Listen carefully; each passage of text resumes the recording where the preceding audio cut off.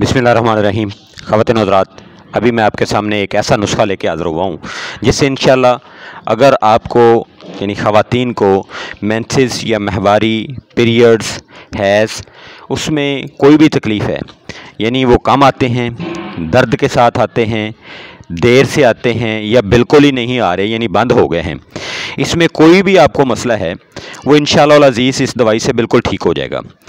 तो इसमें जो चीज़ें हैं मैं बता रहा हूँ उसमें मेंसोफर टैबलेट्स हैं। ये एक मुकम्मल इलाज है, हर्बल इलाज है, तिब्ब यूनानी का इलाज है जिसको स्पेशली ख़वातीन की माहवारी के प्रॉब्लम्स के लिए अगर वो नहीं आ रहे यानी उसमें कमी है, तकलीफ़ है, दर्द है, तो इसमें कोई भी मसला है तो वो इसीलिए ही है। और ये जो प्रॉब्लम्स हो रहे हैं उनकी कौन सी कमज़ोरी है उसके लिए है।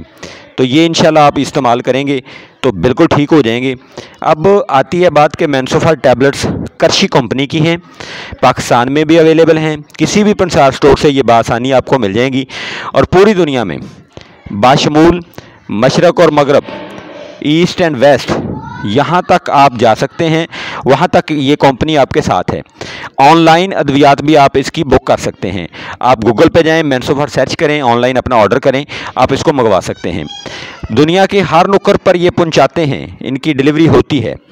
इसमें जो नुस्खा इस्तेमाल हुआ है वो आपके सामने शेयर कर देता हूँ।